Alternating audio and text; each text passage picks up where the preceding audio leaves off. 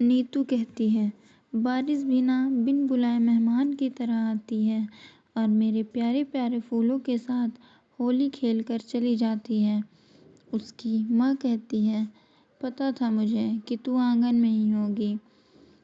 यह कलियां कैसे खिलेंगी? अब तू ही इन पेड़ पौधों के आजू बाजू दिन भर घूमती रहती है। पेड़ पौधों को देखकर नीतू की आंखें भर आईं और कहती है, यह पेड़ पौधे फूल गरीब को तो थोड़ी खुशी देते हैं और इन फूलों ने आपकी इस बदनसीब बेटी को मेरे लंबे हाथों के चलते दुनिया की तरह ठुकराया नहीं बल्कि अपनाया है। नीतू के लंबे हाथ कसौटी बनकर उसकी ज़िंदगी के सामने खड़े थे। यहाँ तक कुछ सालों पहले नीतू का पूरा परिवार बेघर होकर सड़कों के धक्के खाए। ऐसे में अपने दिमाग से नीतू ने अपने परिवार के रहने के लिए पत्तों से झोपड़ी बनाई और घर चलाने के लिए अपने हाथों के हुनर का इस्तेमाल कर दर्जी का काम शुरू कर दिया, जिससे वह इतना ही कमा पाती कि 2 वक्त की रोटी खा सके। तब से यह पेड़ लंबे हाथों वाली नीतू की ज़िंदगी का हिस्सा बन गए थे। तभी नीतू का भाई अखिलेश वहाँ आता है और नीतू से कहता है, नीतू मेरे कपड़े ज़रा धुल दे। नीतू जब उस कपड़े को लेकर जा रही होती है तो अखिलेश का बटुआ नीचे गिर जाता है और उसमें से एक लड़की की तस्वीर निकल आती है। नीतू उस लड़की की तस्वीर लेकर अपने भैया अखिलेश के पास जाती है और कहती है, भैया आपने चुपके चुपके भाभी ढूंढ ली और मुझे और माँ को बताया भी नहीं। वैसे भाभी हैं बड़ी सुंदर। अखिलेश कहता है, ला दे मुझे फ़ोटो। नीतू वह फ़ोटो अपनी माँ को दे देती है। उसकी माँ कहती है, सच सच बता अखिलेश, क्या तू इसे पसंद करता है? अखिलेश कहता है, हाँ माँ। नीतू कहती है, भैया आप मुझे यह बताइए, भाभी आपसे प्यार करती हैं? अखिलेश कहता है, हाँ नीतू, लेकिन वह बहुत अमीर और बड़े घर की है।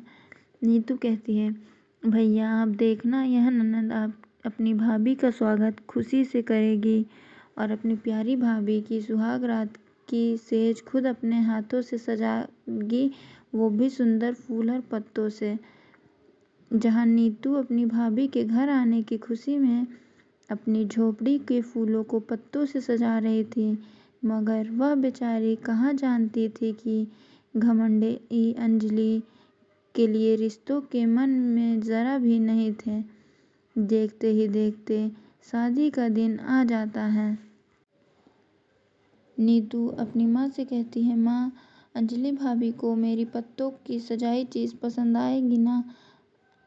उसकी माँ कहती है, हाँ मेरी बच्ची, ज़रूर पसंद आएगा, तूने इतने प्यार से जो जो सजाया है।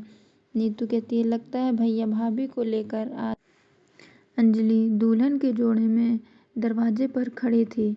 उसने बहुत महंगा लहंगा पहना था। वह उसका गृह प्रवेश वहीं से करते हैं। उसकी माँ कहती है, बेटा आज से यह छोटे से घर में तुम्हारा स्वागत है। अंजलि अपने मन में सोचती है, पता नहीं मम्मी जी को यह पत्तों का घर महल कहाँ से लग रहा है। पता नहीं किन गरीबों के बीच आकर फंस गई। जितने सपने देखे थे मैंने अपने ससुराल को लेकर और स्पेशली सुहागरात को लेकर, सबकी बैंड बज गई।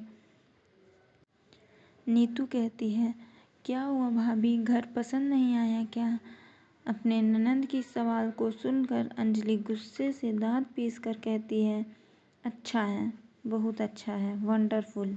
वहाँ पर आए मेहमान नीतू से कहते हैं, नीतू अपनी भाभी की मुंह दिखाई कर दो, पहले ही इतनी देर हो चुकी है।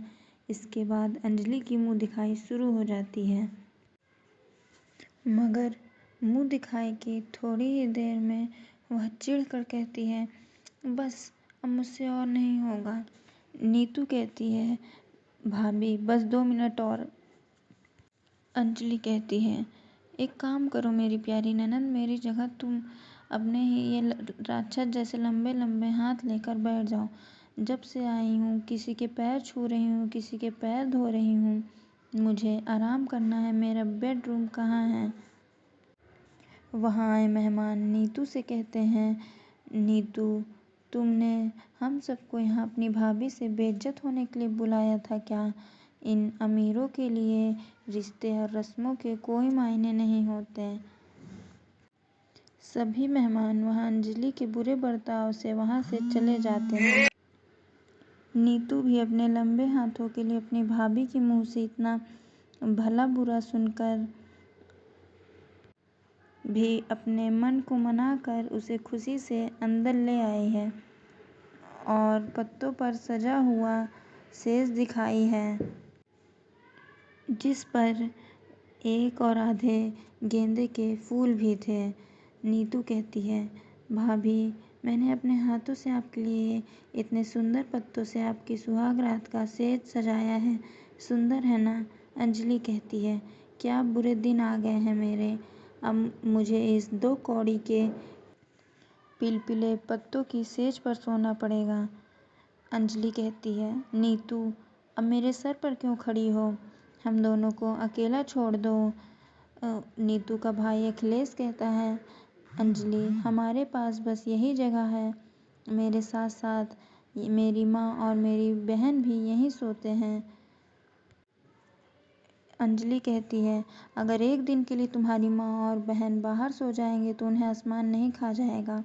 और वैसे भी तुम्हारी बहन के पास जैसे 2 लंबे लंबे हाथ हैं, इंसान तो दूर भूत भी तुम्हारी बहन की राक्षस जैसे लंबे लंबे हाथ देखकर भाग जाएगा। ऐसा कहकर अंजलि नीतू को भगा देती है।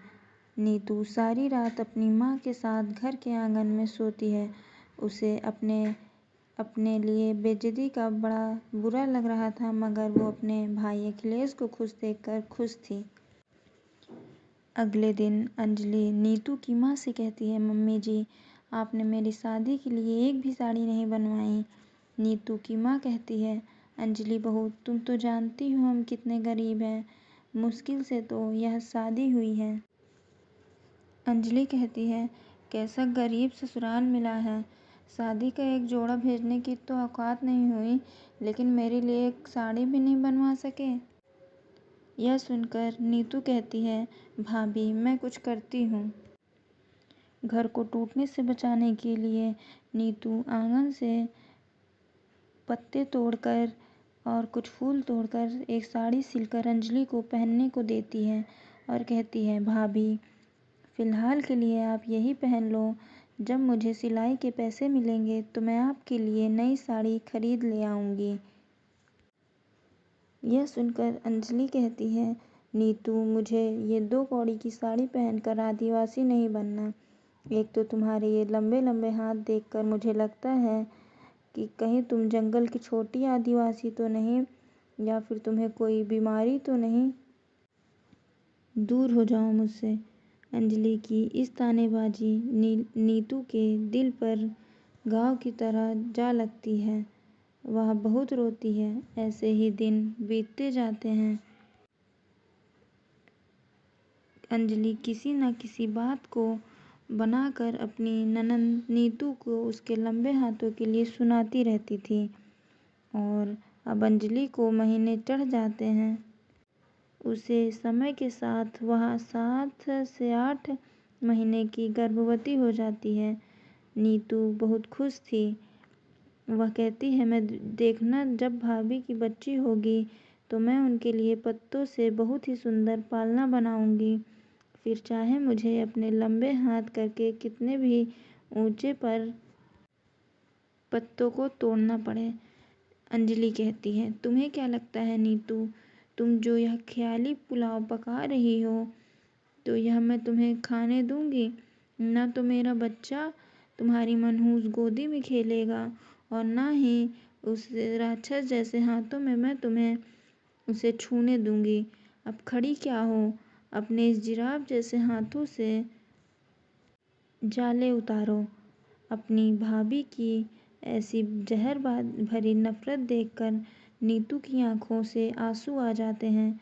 तभी अचानक से मौसम खराब हो जाता है और तेज आंधी तूफान के साथ बारिश शुरू हो जाती है।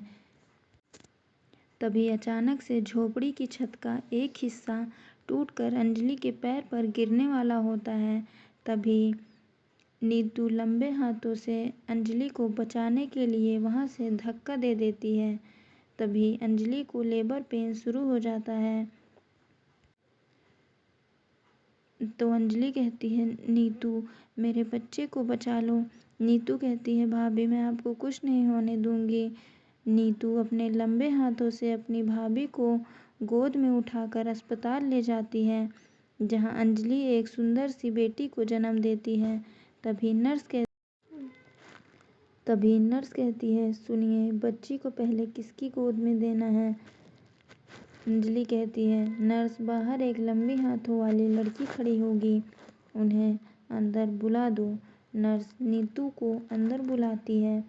अंजलि आंसू से भरी आंखों से अपना बच्चा नीतू को देती है और कहती है, जा मेरे लाल अपनी बुआ की गोदी में जा, आज इन्हीं की वजह से तू इस दुनिया में आया है। नीतू अपने भतीजी को गोद में लेकर बहुत खुश थी। नीतू बहुत खुश होती है। अंजलि कहती है, नंदन जी अपनी भाभी को माफ़ कर दो। रिश्ते और उसके मायने क्या होते हैं आज मैं समझ चुकी हूँ। मैं खुशनसीब हूँ जो मेरे पास तुम्हारी जैसी ननंद है। आखिरकार गरीब ननंद का अपनापन उसकी घमंडी भाभी को बदल देता है और कुछ समय बाद अंजलि की लंबे हाथों वाली ननंद का रिश्ता भी अच्छे घर में लग जाता है।